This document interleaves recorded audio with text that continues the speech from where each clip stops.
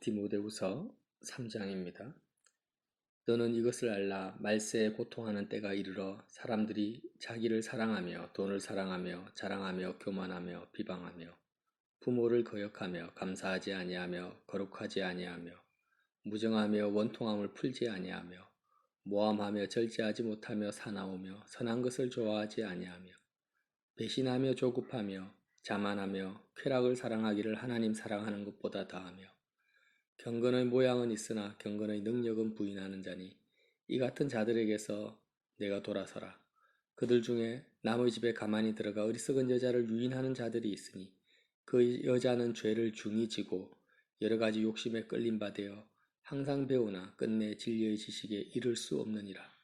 얀네와 얀브레가 모세를 대적한 것 같이 그들도 진리를 대적하니 이 사람들은 그 마음이 부패한 자요 믿음에 관하여는 버림받은 자들이라. 그러나 그들이 더 나아가지 못할 것은 저 두 사람이 된 것 같이 그들의 어리석음이 드러날 것임이라. 아멘.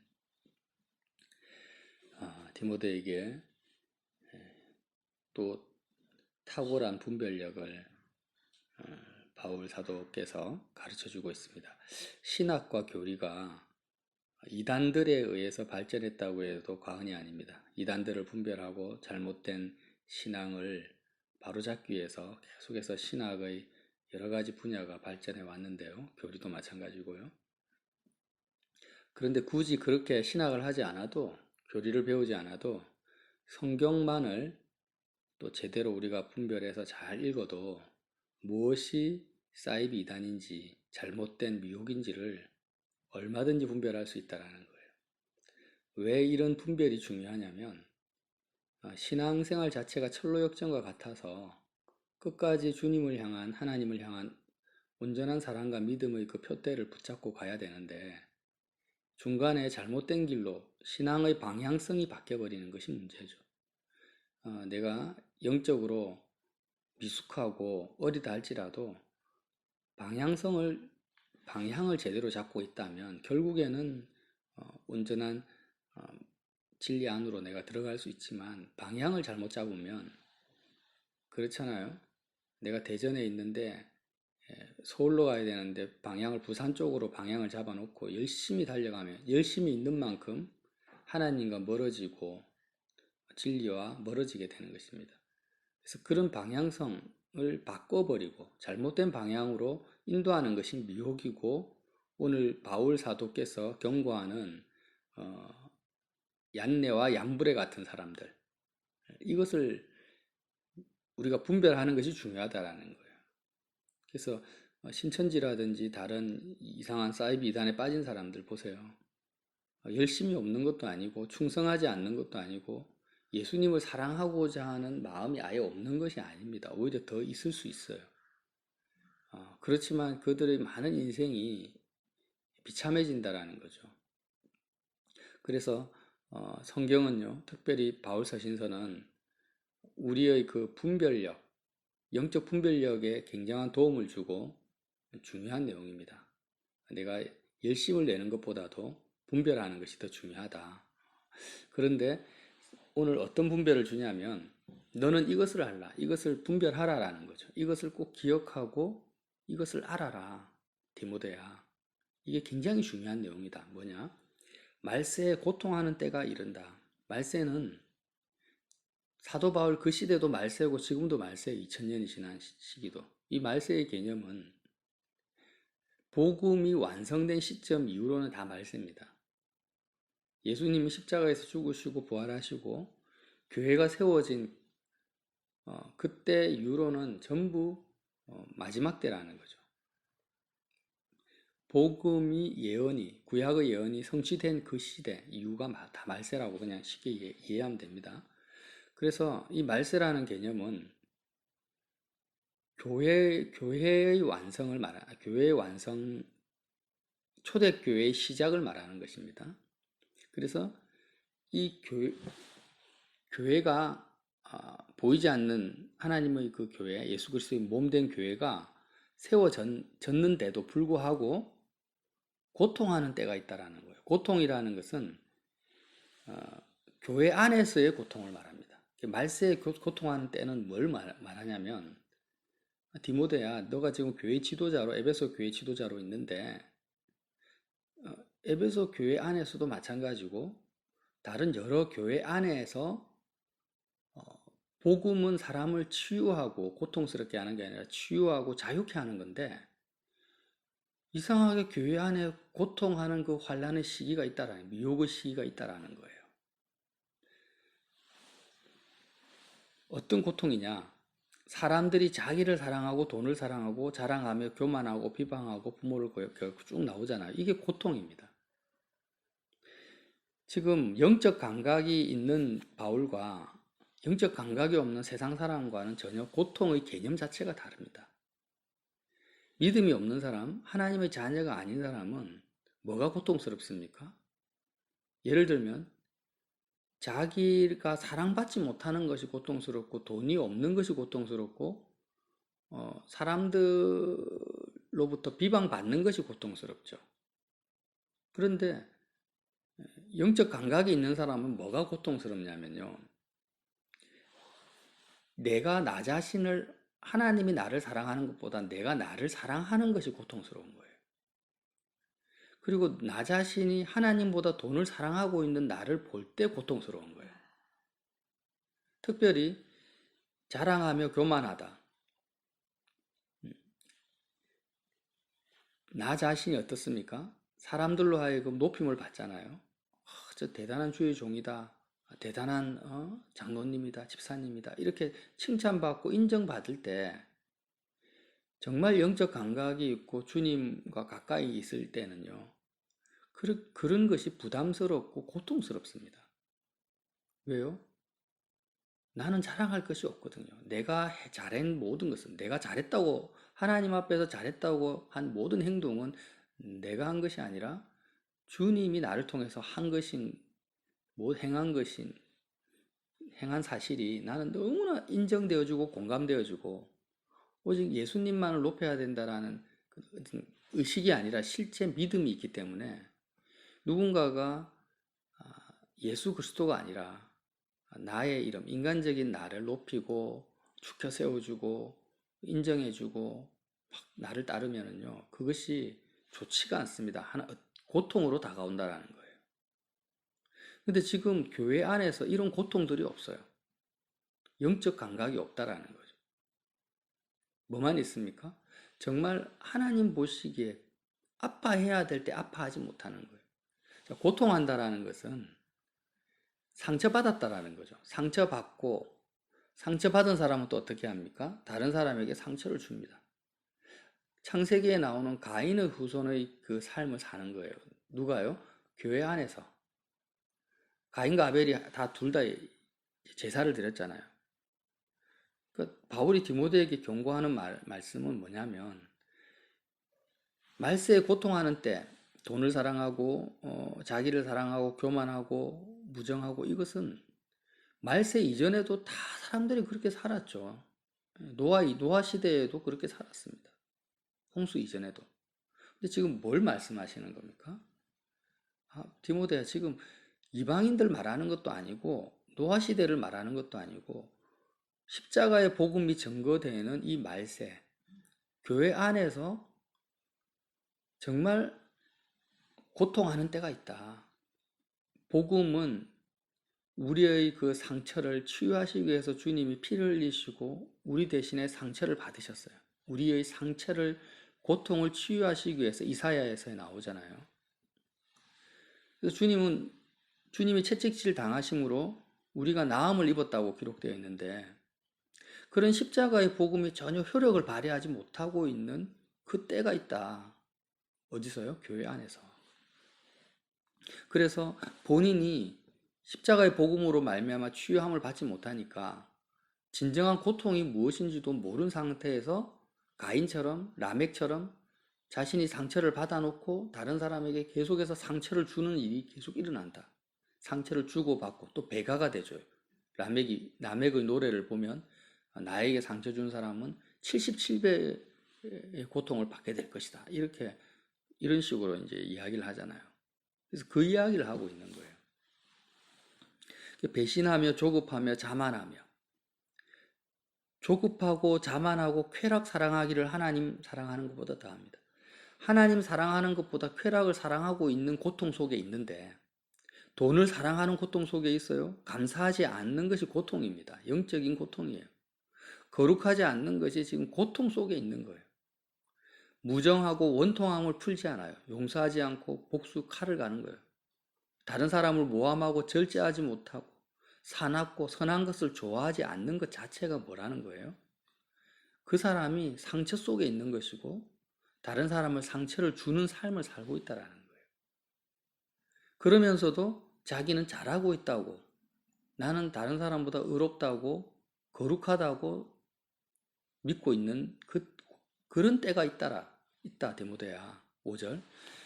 경건의 모양은 있으나 경건의 능력은 부인하는 자다. 경건의 모양은 있죠. 직분도 있고 모양도 있고 아주 그냥 겉으로 보면은 대단해 보이지만 실제적으로 경건의 능력은 부인한다. 십자가의 능력이 뭔지를 모르는 거예요. 자, 이 같은 자들에게서 내가 돌아서라, 디모데야. 돌아보라고 안 합니다. 이 같은 자들을 회개시켜서 돌이켜라 이렇게 안 하고요. 디모데야, 아예 등을 돌리고 떠나가 버려라. 돌아보지 말고 이런 사람들과 관계를 끊으라는 거예요.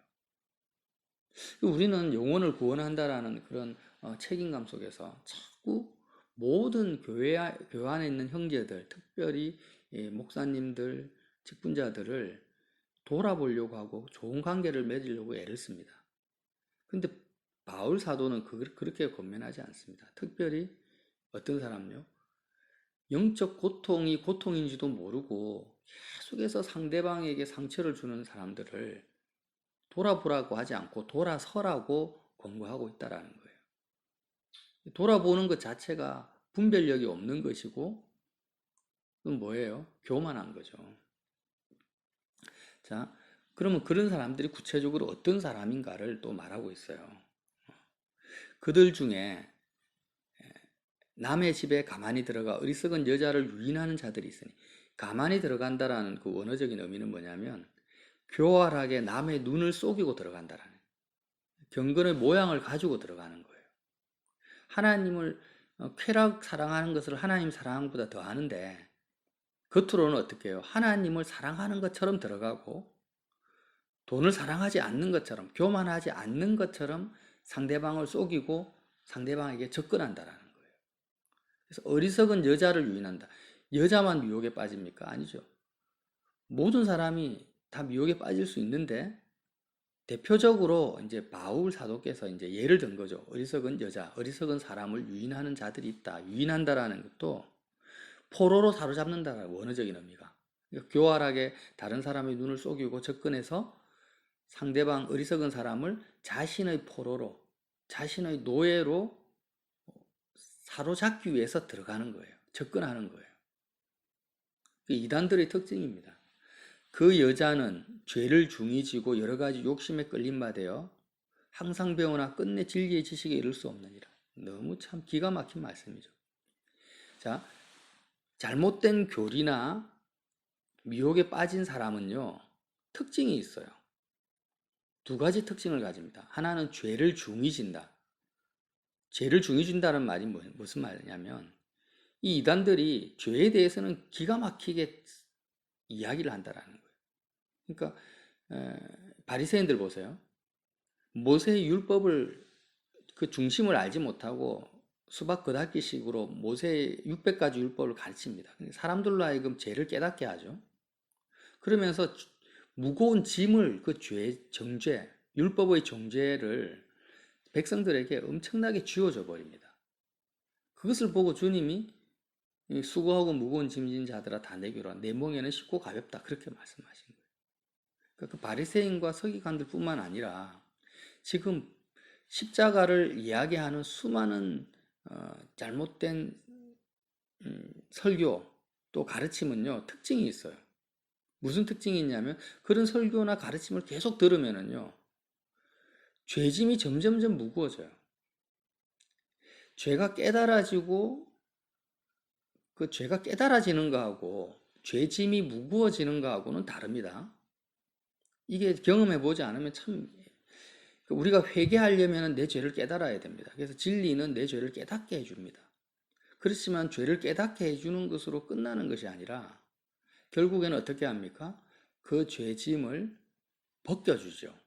죄에서 자유케 해주고 하나님과 나 사이에 장애가 되는 그 죄를 없앰으로 말미암아 하나님께 더 가까이 나아가서 세상이나 사람들 눈치 보지 않고 얽매이지 않고 오직 하나님 한 분에게만 내 마음이 드려질 수 있도록 돕는 것이 성령의 역사하고 올바른 가르침이에요. 그런데 미혹이나 잘못된 가르침은 이상하게 1년, 2년, 3년 계속 신앙생활을 하면은요, 죄가 점점점 무거워지는 거예요. 죄를 중히 지게 됩니다. 중히 무겁게 지게 된다라는 거예요.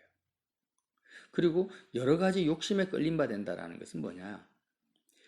세상 욕심을 말하는 게 아니에요.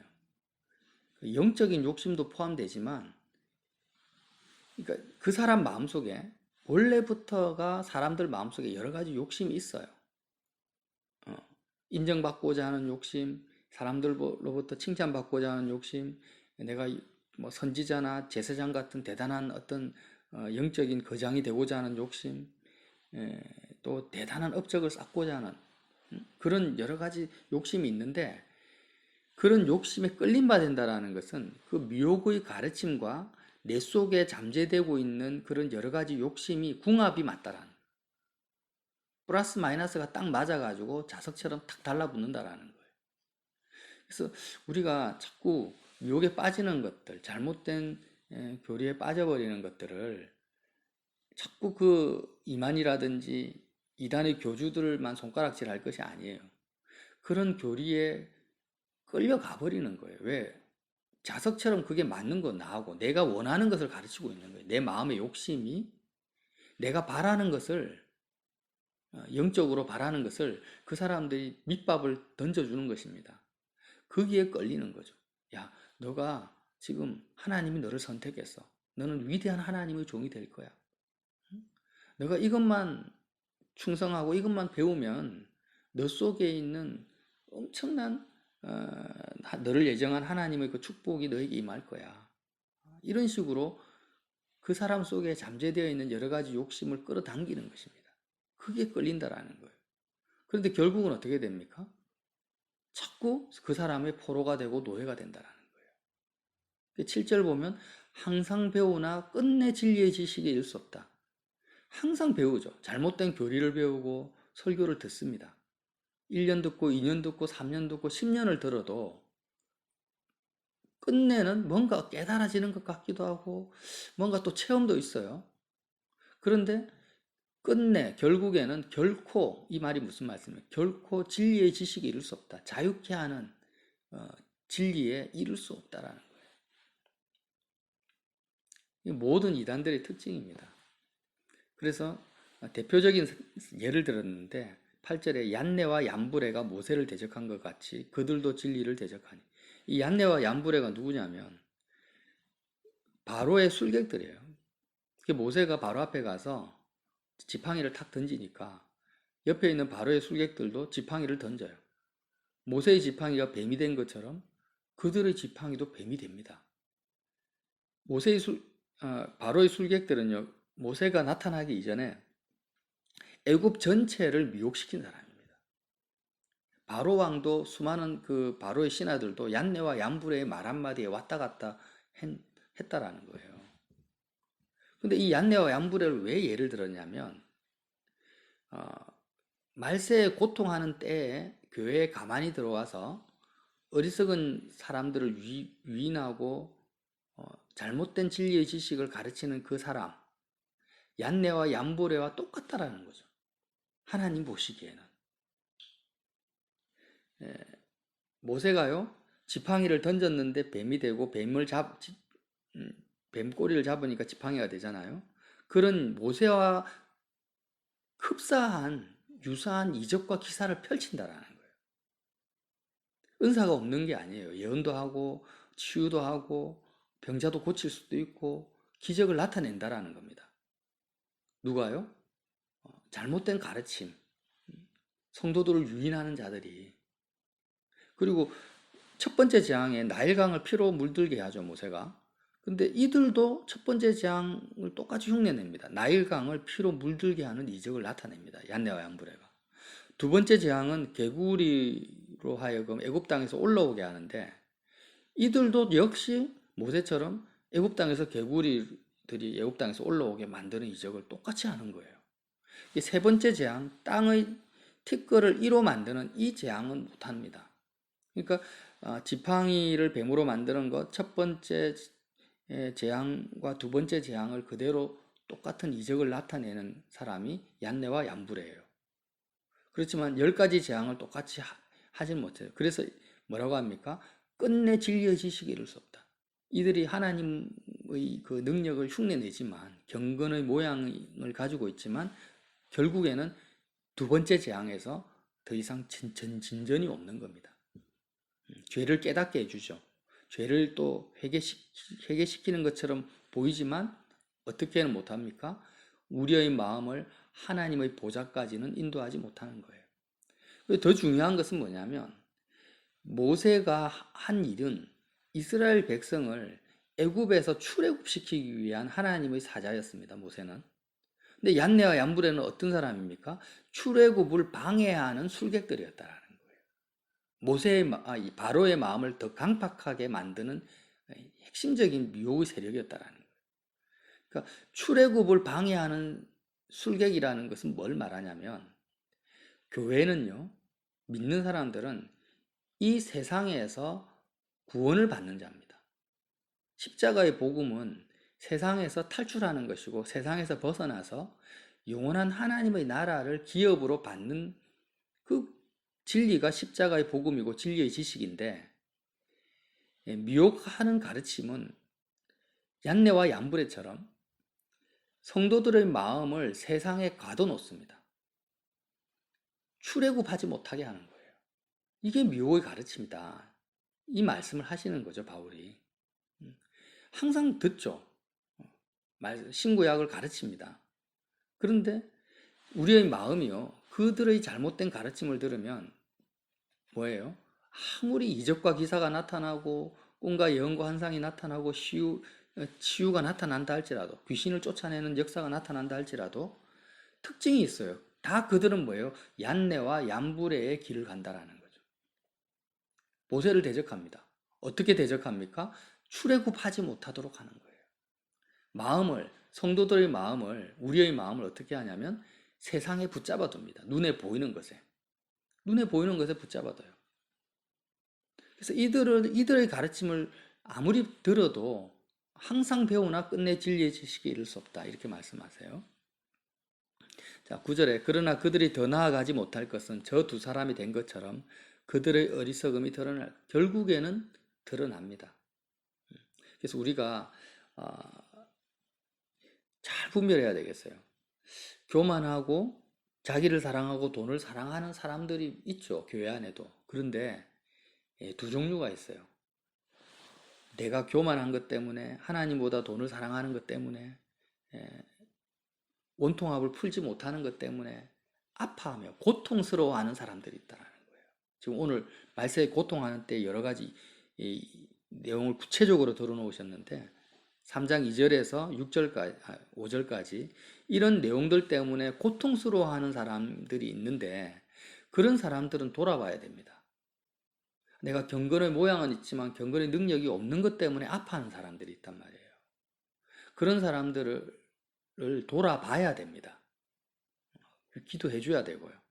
그런데 얀네와 얀브레처럼 자기를 사랑하고 돈을 사랑하는 것을 고통스러워하지 않아요. 당연하게 생각하고 교만하고 감사하지 아니하고 원통함을 풀지 않는 것을 옳다고 말하고 있는 사람들, 그런 사람들에게는 경고를 해줘야 되고 돌아서야 된다라는 거예요. 그리고 더더군다나 그런 사람들이 다른 사람을 가르치는 위치에 있는 거예요. 목회자의 위치에 있고 직분자의 위치에 있으면 아예 그냥 귀를 막아야 되죠. 정말 치리해야 될 대상이고 관계를 끊어야 될 대상이라는 거예요. 그 말씀하고 있는 것입니다. 왜? 자꾸 그들의 가르침을 통해서 사람들이 다 어떻게 됩니까? 출애굽하지 못한다. 하나님 말, 광야에 가서 하나님만을 예배하는 삶을 살지 못하는 거예요.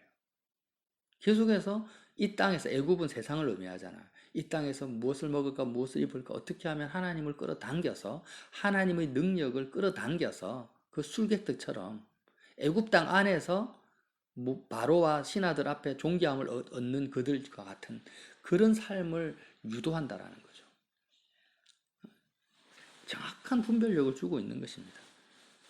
그런데 바울은 어떻습니까? 10절에 나의 교훈과 행실과 의향과 믿음과 오래 참음과 사랑과 인내와 박해를 받은과 고난과 또한 안디옥과 이고니온과 누스드라에서 당한 일과 어떠한 박해를 받은 것을 너가 과연 보고 알았거니와 주께서 이 모든 것 가운데서 나를 건지셨느니라. 바울이 왜 박해를 받습니까? 누구로부터 받습니까? 우리는 로마로부터 총독이나 정치 세력으로 받았다 아닙니다. 바울이 결국엔 누구에게 고소를 당하냐면요. 얀네와 얀브레 같은 사람들로 하여금 그들로부터 박해를 받은 거예요. 유대인들 특별히. 그러니까 교회 안에서 유대인들이 왜 바울을 박해합니까? 얀네와 얀브레의 그 술객을 회파시켜 버리니까 모세의 지팡이가 그들의 그 술객들의 뱀을 삼켜 버리잖아요. 그 바로 앞에서 그들을 짓밟아 버리는 거죠. 그들의 권위를. 그러니까 모세를 죽이려고 하는 거예요. 그것처럼 참된 복음을 전하는 사람들은 누구로부터 박해를 받냐면 실제로는 그 핵심 세력이 뭐냐면 교회 안에 있습니다. 교회 밖에 있는 것이 아니에요. 교회 안에서 미혹의 잘못된 진리를 가르치는 특별히 사역자들로부터 참된 진리를 전하는 사역자가 박해를 받는 겁니다. 그래서 12절에 무릇 그리스도 예수 안에서 경건하게 살고자 하는 자는 박해를 받으리라. 아예 공식을 제시하고 있습니다. 그리스도 예수 안에서 경건하게 살고자 하는 자, 진리의 지식을 쫓아가는 자는 얀네와 얀브레 같이 거짓된 고통을 고통으로 여기지 않는 자들, 이들로부터 박해를 받으리라. 디모데야, 너도 박해 받을 것을 당연하게 생각해라는 거죠. 악한 사람들과 속이는 자들은 더욱 악하여져서 서로 속이기도 하고 속기도 하고 그 나물에 그 밥이다라는 거예요. 계속 그렇게 타락해 갈 것이다. 그러나 너는 배우고 확신한 일에 거하라. 누구로부터 배웠습니까? 바울로부터. 디모데가 바울을 바라보니까 말세에 고통하는 그 때에 바울의 고통을 본 거예요. 바울이 무엇을 아파하고 무엇을 힘들어했는가. 사람들로부터 인정받고 칭찬받고 돈이 없어서 그런 것 때문에 아파한 것이 아니에요. 바울은. 그런 것들을 봐라. 그래서 나의 가르침과 내가 무엇 때문에 아파하는지를 너가 보아왔다. 또 지금 내가 고난받는 것을 너가 보고 있다. 그런 나에게서 너가 배운 거야, 지금. 이 배운 진리, 이것을 확신해라. 자, 배우고 확신하고 거해야 됩니다. 이 세 가지를 기억해야 됩니다. 우리는요, 참된 진리를 배워야 되고요. 그리고 내가 배운 진리에 대해서 확신해야 됩니다. 의심해서는 안 돼요. 계속 의심을 심어주거든요. 왜요? 지금 아시아에 있는 사람들이 바울을 다 떠나갔어요. 바울에게 배운 사람들이 바울을 떠나갔습니다. 왜 그렇습니까? 바울이 계속해서 박해를 받으니까. 세상적으로 대형 교회 목회자가 되는 것도 아니고 바울의 삶이 형통한 어떤 복을 받는 것도 아니에요. 말년이 비참한 것처럼 보입니다. 그렇지만 바울의 심령은 뭐예요? 하나님의 나라를 누리고 있는 거죠. 디모데에게 너는 나에게 배웠다. 그러니까 그것을 확신해라. 그리고 거해라. 끝까지 그 진리 속에 머물러라는 거죠.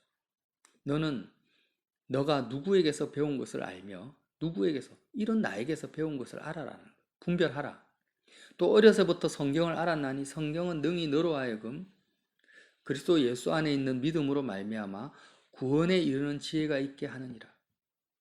모든 성경은 하나님의 감동으로 된 것으로 교훈과 책망과 바르게 함과 의로 교육하기에 유익하니 이는 하나님의 사람으로 온전하게 하며 모든 선한 일을 행할 능력을 갖추게 하려 함이라. 참 위로가 되는 말씀입니다. 성경은 이 진리의 말씀입니다. 내가 정말 디모데처럼 참된 진리의 말씀을 쫓아간다면요, 어떤 상태에 도달할 수 있다고 지금 약속해 주냐면, 모든 선한 일을 행할 능력이 갖추어진다라는 거예요. 그러니까 거짓된 진리는 뭐냐? 모든 선한 일이 뭐다라고 가르쳐요. 이런 일을 해라, 저런 일을 해라, 막 어떤 율법을 가르치는 것처럼 선한 일을 해라, 섬기고 봉사하고 낮아지고 겸손하고 돈을 사랑하지 마라, 이런 식으로 막 가르칩니다. 그런데 뭐는 안 줘요? 그 선한 일을 행할 능력은 갖추어지지 않는 거예요. 이게 이해가 되세요? 바리새인과 사두개인들이 계속해서 율법을 가르쳤지만 그 율법을 행할 수 있는 능력을 주지는 못하는 거예요. 근데 예수님은 어떻게 합니까? 제자들에게는 선한 일을 행할 능력이 없습니다. 능력이 없는데 예수 그리스도의 그 죽음과 부활과 승천 사건과 오순절 성령 사건을 통해서 제자들에게 모든 선한 일을 행할 능력이 갖춰지는 거예요. 이게 진리다. 이게 성경이다라는 거죠. 구원에 이르는 지혜가 있게 한다라는 겁니다. 그래서 디모데가 착하고 겸손하고 모태신앙인이지만 그가 처음부터 성경의 진리를 행할 수 있는, 선한 일을 행할 수 있는 능력이 있는 자가 아니었어요. 그냥 평범한 범인이었습니다.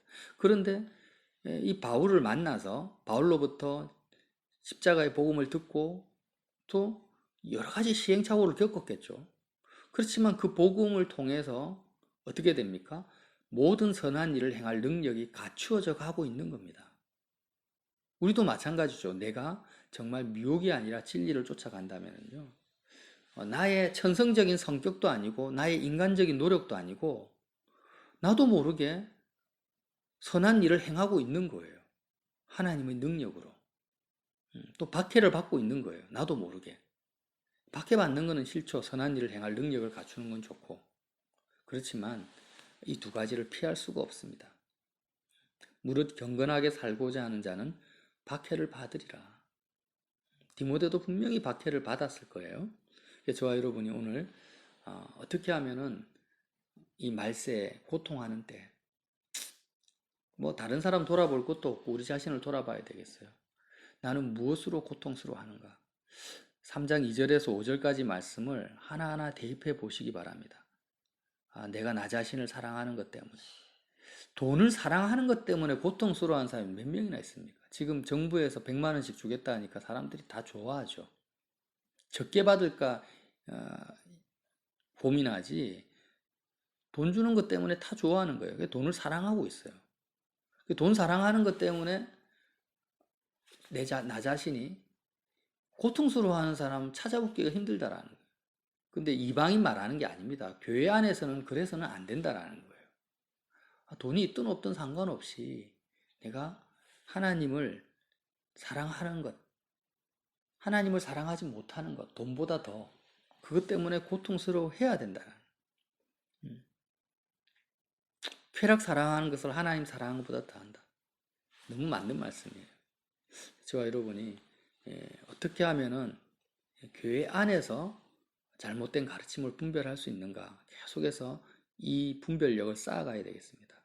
하루 이틀 말씀을 들어도 잘 분별하지 못할 수가 있습니다. 그래서 우리 자신을 점검하면서 오늘도 참된 진리의 말씀 가운데서 모든 선한 일을 행할 수 있는 그 능력을 갖출 수 있는 진리의 말씀을 깨닫게 해주시옵소서. 그 진리의 길을 걸어갈 수 있도록 성령님 나를 도와주시옵소서. 이렇게 기도하시기를 예수님 이름으로 빌어드립니다.